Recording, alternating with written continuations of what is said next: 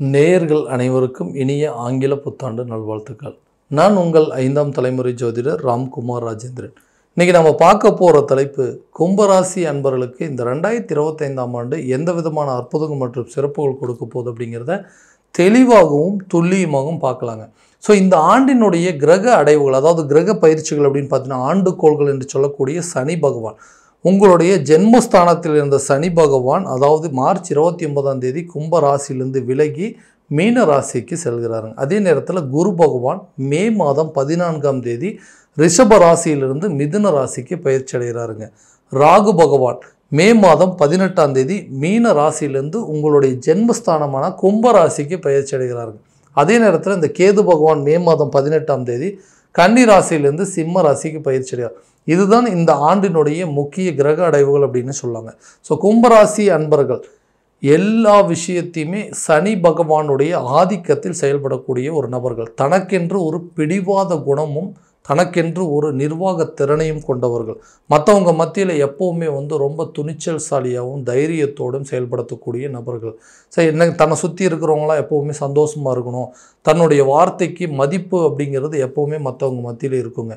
So எல்லாத்தையுமே பார்த்து ரொம்ப பர்ஃபெக்டாக செய்யக்கூடிய நபர்கள். எந்த விதத்துலையுமே நம்மளுடைய வார்த்தைகள் மற்றவங்களை காயப்படுத்திடக்கூடாது அப்படின்னு நினைக்கக்கூடிய நபர்கள். இந்த நபர்களுக்கு, இந்த கும்பராசிக்காரர்களுக்கு இந்த 2025ஆம் ஆண்டு இந்த கிரக அடைவுகள் மற்றும் இந்த புத்தாண்டு எந்த விதமான அற்புதத்தை மற்றும் சிறப்புகள் கொடுக்க போகுது அப்படிங்கிறத இந்த காணொலியில் தெளிவாகவும் துல்லியமாகவும் பார்க்கலாங்க.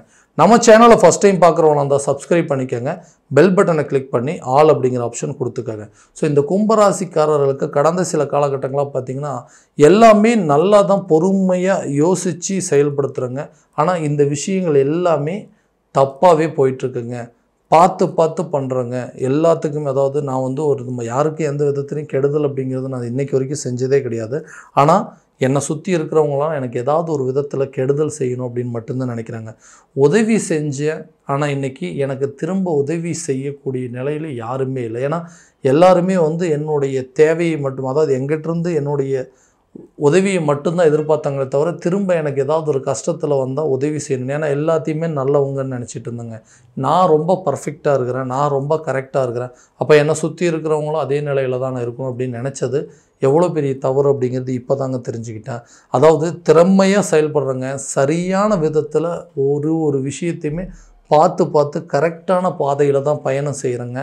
ஆனால் அந்த பலன் அப்படிங்கிறது என்னுடைய வாழ்க்கையில் எந்த ஒரு முன்னேற்றமும் இல்லாமையே இருக்குதுங்க.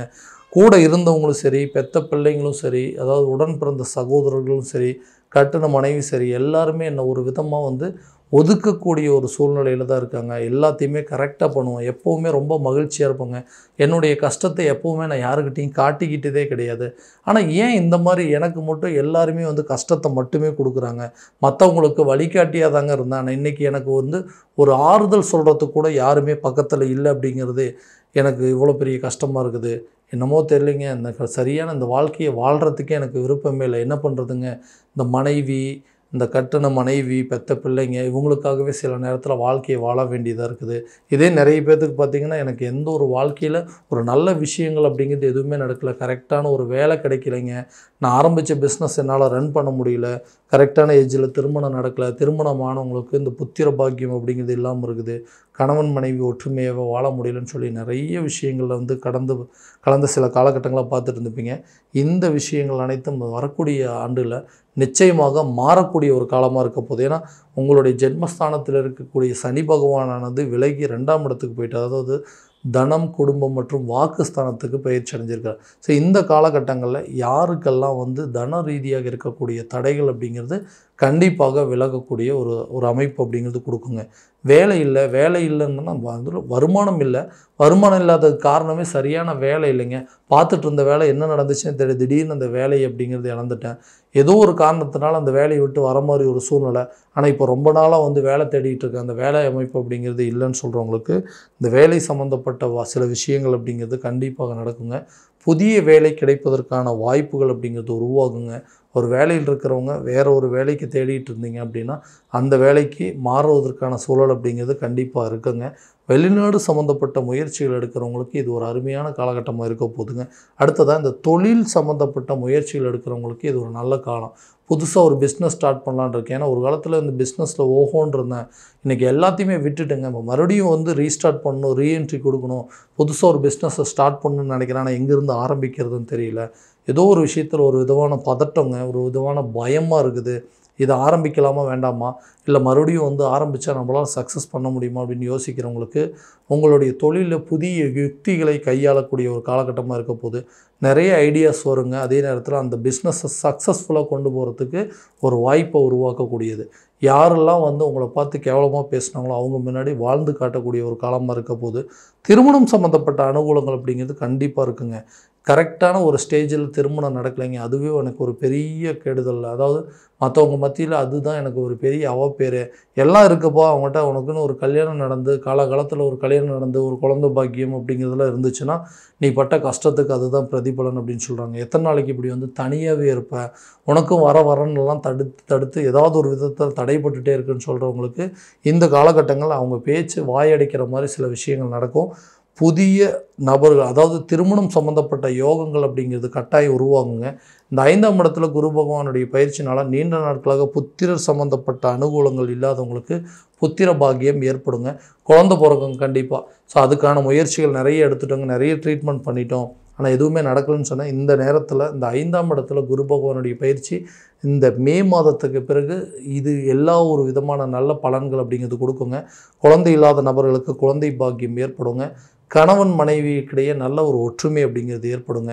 அவங்களுக்கு தேவையான சில விஷயங்கள் பண்ணுறதுக்கான வாய்ப்பு, ஆன்மீகம் சம்மந்தப்பட்ட ஒரு சுற்றுலா போகிறதுக்கோ அல்லது அதாவது ஒரு சுற்றுலா பயணமோ இல்லை ஆன்மீகம் சம்மந்தப்பட்ட பயணங்கள் மேற்கொள்வதற்கான வாய்ப்புகள் அப்படிங்கிறதெல்லாம் கண்டிப்பாக உருவாகுங்க. கூட்டு தொழில் இருந்தவங்களுக்கு இது வரைக்கும் இருந்த பிரச்சனைகள் அப்படிங்கிறது அகலுங்க. நட்பு ரீதியாக இருந்த பாதிப்புகள் அப்படிங்கிறது குறையும். ஏதோ நல்லா போயிட்டு இருந்ததுங்க, ஃப்ரெண்ட்ஷிப் மத்தியில் தேவையில்லாமல் எனக்குன்னு சில கெட்ட பேர் வந்துருச்சு, எல்லாத்தையுமே அவாய்ட் பண்ணுற மாதிரி சூழல், எல்லாருமே என்னை ஒதுக்கிட்டாங்க, என்ன நடந்ததுன்னு தெரியல, என்னோடய கேரக்டர் எல்லாமே நல்லபடியாக தான் இருந்துச்சு, ஆனால் திடீர்னு அவங்க எல்லாமே என்னை இந்த அவாய்ட் பண்ணிட்டாங்க அப்படின்னு சொல்கிறவங்களுக்கு இந்த நட்பு ரீதியாக சில முன்னேற்றங்கள், விலகி சென்ற நண்பர்கள் ஒன்று வந்து சேரக்கூடிய ஒரு காலகட்டமாக இருக்க போதுங்க. புதிய சொத்துக்களுக்கு உண்டான சேர்க்கைகள் அப்படிங்கிறது கண்டிப்பாக ஏற்படுங்க. வண்டி வாகனங்கள் வாங்குவதற்கான வாய்ப்பும், கட்டி முடிக்க முடியாத வீட்டு வேலையை கூட கட்டி முடிப்பதற்கான சில வாய்ப்புகள் அப்படிங்கிறது கண்டிப்பாக ஏற்படுங்க. வெளிநாடு சம்மந்தப்பட்ட முயற்சிகள் அப்படிங்கிறது நல்லபடியாக கண்டிப்பாக நல்ல ஒரு பலன் அப்படிங்கிறது கொடுக்குங்க.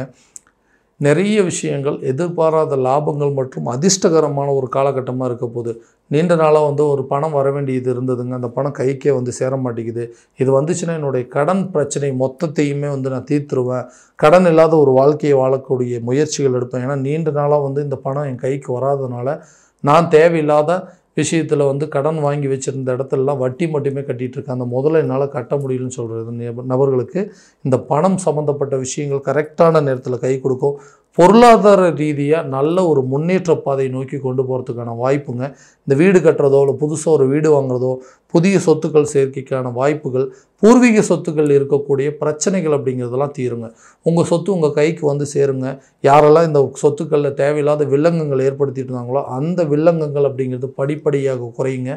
வழக்குகளில் வெற்றி காணக்கூடிய ஒரு காலகட்டமாக இருக்க போதுங்க. இதுவரைக்கும் இருந்து வந்த பிரச்சனைகள் அப்படிங்கிறது கொஞ்சம் கொஞ்சமாக தீருங்க. வியாபார ரீதியாக நல்ல ஒரு நல்ல முன்னேற்றம் அப்படிங்கிறது கண்டிப்பாக ஏற்படுங்க. ஆரோக்கியத்தில் கண்டிப்பாக கவனம் செலுத்தக்கூடிய ஒரு காலகட்டமாக இருக்குங்க. ஏன்னா நீண்ட நாளாக வந்து ஒரு பிரச்சனைகள் இருந்துகிட்டே இருக்குங்க, உடல் ரீதியாக சில பாதிப்புகள் இருந்துகிட்டே இருக்குது. அது கரெக்டான நேரத்தில் ட்ரீட்மெண்ட் எடுத்தோம் அப்படின்னா கண்டிப்பாக இந்த பிரச்சனை தீருமான்னு கேட்டிங்கன்னா இந்த வரக்கூடிய காலகட்டங்களில் அதற்குண்டானபடி சில முயற்சிகள் எடுத்திங்கன்னா ஆரோக்கியத்தில் நல்ல ஒரு முன்னேற்றம் அப்படிங்கிறது இருக்கும். மற்றவங்க மத்தியில் உங்களுக்கு இருந்த அவப்பேறுகள் அப்படிங்கிறது கொஞ்சம் கொஞ்சமாக விலகுங்க. உங்களுடைய கௌரவம் அந்தஸ்தை உயர்த்தி கொள்ளக்கூடிய ஒரு காலகட்டமாக இருக்க போது. குழந்தைகளுடைய கல்வியில் நல்ல ஒரு முன்னேற்றம், அவங்க வந்து ஹையர் ஸ்டடீஸ் படிக்க வைக்கிறதுக்கு வெளியூரோ அல்லது வெளிநாடு சென்று படிக்கிறதுக்கான வாய்ப்புகள் அப்படிங்கிறது இருக்குங்க. கல்வியில் நல்ல ஒரு முன்னேற்றம் கொண்டு வரக்கூடிய ஒரு காலகட்டமாக இருக்க போது. ஆரோக்கிய ரீதியாக எடுக்கக்கூடிய முயற்சிகள் அப்படிங்கிறது மருத்துவம் ரீதியாக நல்ல ஒரு பலன் அப்படிங்கிறது கட்டாயமாக கொடுக்கக்கூடிய ஒரு பலனாக இருக்க போது இந்த வரக்கூடிய 2025ஆம் வருடம். ஸோ நிறைய விஷயங்கள், நிறைய சேஞ்சஸ் எல்லாம் இருக்க போதுங்க. நிறைய ட்ரை பண்ணிட்டு இருந்திருப்பீங்க. லாஸ்ட் இயராக வந்து பார்த்திங்கன்னா எல்லா விஷயமும் மாறும் அப்படிங்கிற ஒரு மாற்றத்திலேயே இருந்திருப்பீங்க. இப்போ இந்த சனி பகவானுடைய 2ஆம் இடத்திற்கான பயிற்சி, அதே நேரத்தில் இந்த ராகு பகவான் ஜென்மஸ்தானத்திற்கும் 5ஆம் இடத்துல குரு பகவான் இருக்குது. அந்த குரு பகவானுடைய பார்வை வந்து பார்த்திங்கன்னா 9ஆம் இடம், 11ஆம் இடம் மற்றும் உங்களுடைய ஜென்மஸ்தானத்தை பார்க்கும்போது நிறைய மாற்றங்கள் அப்படிங்கிறது உங்களுக்கு இருக்க போதுங்க. அந்தஸ்து உயருங்க, பணம் ரீதியாக இருக்கக்கூடிய தடைகள் விலகும், எதிர்பாராத சில அதிர்ஷ்டங்களும் யோகங்களும் உருவாகுங்க. பூர்வீக சொத்துக்களும் தந்தை வழி சொத்துக்கள் உங்கள் கைக்கு வந்து சேருங்க. குழந்தை பாக்கியம் ஏற்படுவதற்கான வாய்ப்பு, திருமணம் சம்மந்தப்பட்ட அனுகூலங்கள், புதிய சொத்து பத்துக்கள் சேர்க்கை, இந்த மாதிரி எல்லா விதமான பலன்கள் அப்படிங்கிறது கண்டிப்பாக உங்களுக்கு கொடுக்க போகுது. ஸோ எல்லா முயற்சிகளிலும் ஒரு தடவைக்கு 4 தடவை யோசித்து செயல்படுத்துனீங்கன்னா கண்டிப்பாக நல்ல பலனை கொடுக்கும். இது எல்லாமே பார்த்திங்கன்னா இந்த ஆண்டு துவக்கத்திலிருந்து ஒரு 3 மாத கால இடைவெளிகளை அதுக்குண்டான முயற்சிகள் பண்ணிங்கன்னா இன்னும் நல்ல பெட்டர் பெனிஃபிட் அப்படிங்கிறது கிடைக்குங்க. ஸோ இது வரைக்கும் நம்ம பார்த்தது எல்லாமே கோச்சார ரீதியான பலன்கள் மட்டும்தான். இந்த பலன்கள் அனைத்து உங்களுக்கு நடக்குமானா உங்களுடைய சுய ஜாதகத்தை முழுமையான விதத்தில் தெரிஞ்சுக்கிட்டு அதற்குண்டானபடி சில முயற்சிகள் எடுத்தீங்க அப்படின்னா கண்டிப்பாக எல்லா விதமான வெற்றிகள் அப்படிங்கிறது உங்களுக்கு கிடைக்குங்க. ஸோ உங்கள் ஜாதகத்தை எங்கிட்ட பார்க்கணும் அப்படின்னு ஆசைப்பட்டீங்கன்னா கீழே தெரிகிற நம்பருக்கு காண்டாக்ட் பண்ணி அப்பாயின்மெண்ட் ஃபிக்ஸ் பண்ணிக்கோங்க. அப்படி இல்லையா உங்களுடைய ஜாதகத்தை வாட்ஸ்அப் மூலமாக அனுப்பிச்சி வச்சிங்க அப்படின்னா தெளிவான முறையில் கணிச்சு துல்லியமான பலன்கள் அப்படிங்கிறது உங்களுக்கு தெரியப்படுத்தப்படுங்க. மீண்டும் அடுத்த காணொலியில் உங்களை சந்திக்கும் வரை உங்களிடமிருந்து விடைபெறுவது உங்கள் ராம்குமார் ராஜேந்திரன். நன்றி.